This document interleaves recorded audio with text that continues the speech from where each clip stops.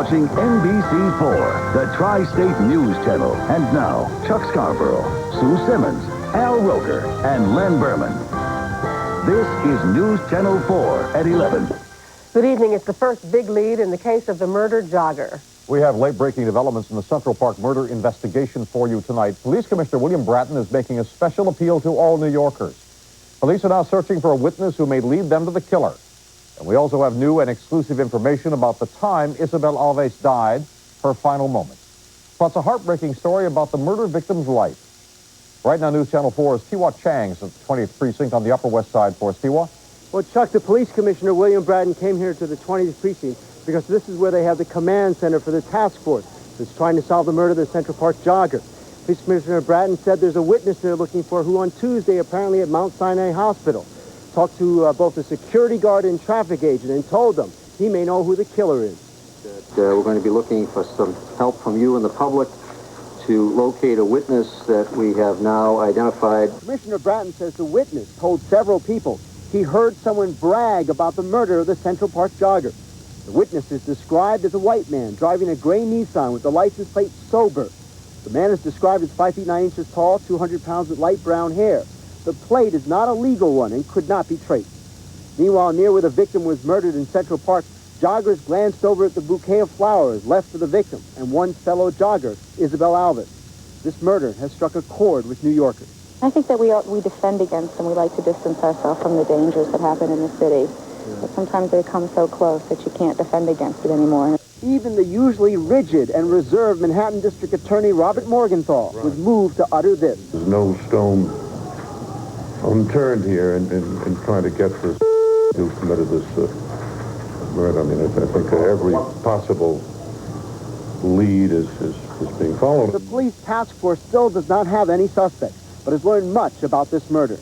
Police sources tell News Channel 4 that investigators are now fairly certain that Isabel Alves was running along the Park Drive here around East 106th Street when she was grabbed from here, the roadway, and dragged into the bush.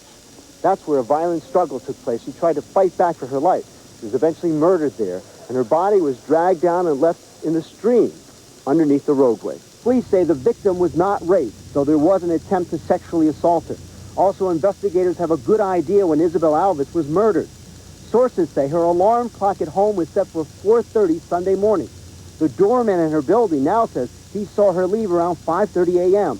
That means she was probably in the park, say police, on 106th Street around 6 to 7 a.m. Sunrise on Sunday was at 6:38 a.m., so it was probably still dark when she was murdered.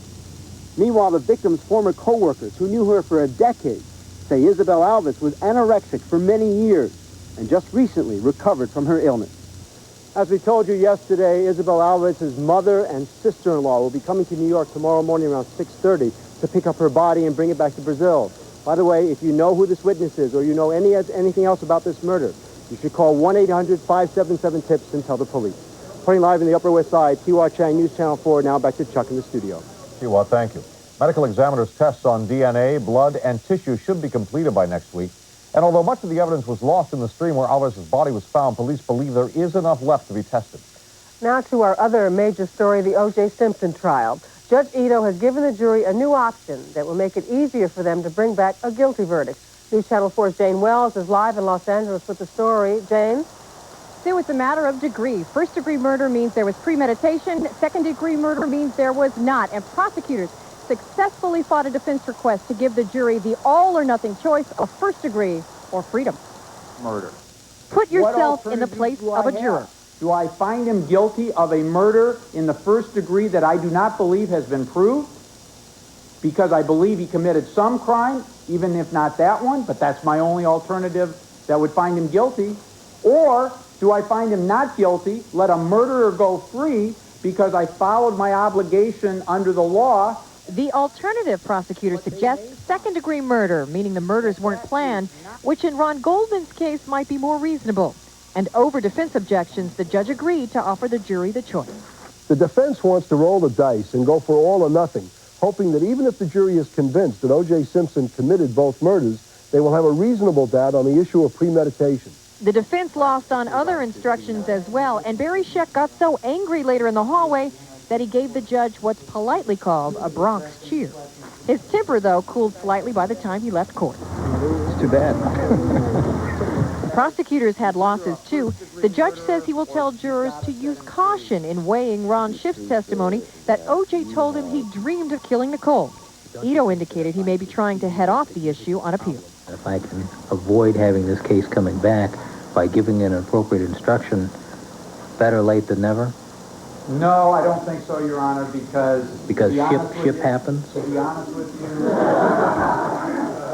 Well, Ito wasn't the only one going for a laugh.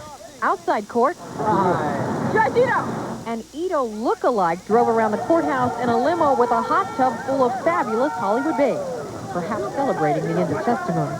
The real Ito will give instructions to the real jury in the morning, and he had parting words for attorneys who left to polish up their closing statements. Get rested. One more formality. Before the jury is brought in tomorrow morning, Judge Ito will ask O.J. Simpson to sign a waiver giving up his right to testify.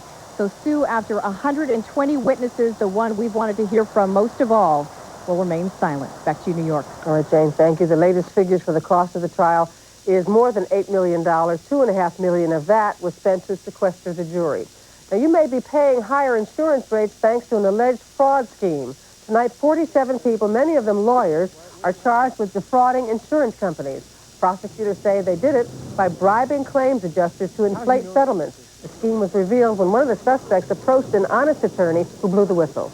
The middleman went to a lawyer and said, I want a piece of this settlement, and the lawyer reported that to us, and that started the investigation. An honest lawyer? An honest lawyer. There are some.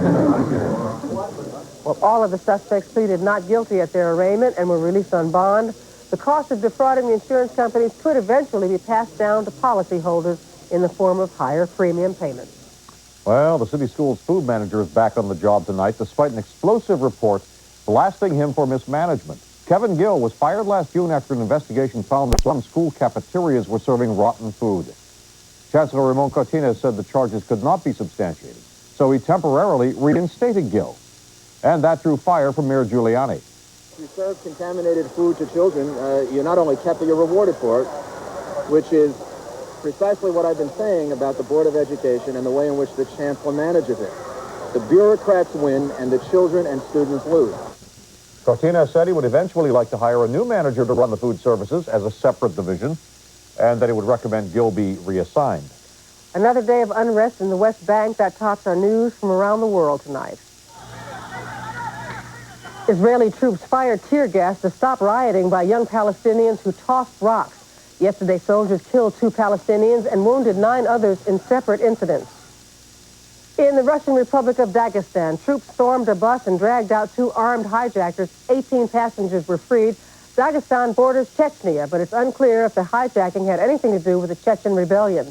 Some of the passengers were wounded by the troops. The 2 men had demanded $1.5 million ransom. You are looking at Defense Department video shot in the dead of night. It shows commandos preparing a rescue attempt of 2 downed French pilots in Bosnia. NBC News has learned that NATO forces have tried 3 times to find the pilots, but so far no success. In one attempt, 2 members of the rescue party were wounded. Well, for some lucky New Jersey residents, the Pope's upcoming visit will be a spiritual dream come true. 7-year-old Jonathan Yoakum and his family got some scarce tickets for the Mass at Giant Stadium. All he did was write a touching letter to his priest asking for tickets as a birthday present. Others were chosen by the Archdiocese for the privilege to exchange a peace greeting with the Pope, to actually touch him, and they were delighted. That would be like having God on earth. To me, will be like I'm feeling God in my heart. I was just awestruck. I couldn't believe that, this was going to happen to us. I will feel tremendously blessed that I am able to interact with him. Pope John Paul arrives October 4th. Up next on News Channel 4, an alleged case of rape divides a campus. You're full of No, you're full of Take your shit and go home. Students exploding with anger over a grand jury decision. We'll tell you why students are fighting mad. Also tonight, commuters screaming no fare at the fare hike hearing. Plus, should your cable company be able to scramble those racy channels? News Channel 4's Anna Padusha has the story. And then the Yanks go for a sweep as they battle for the wild card.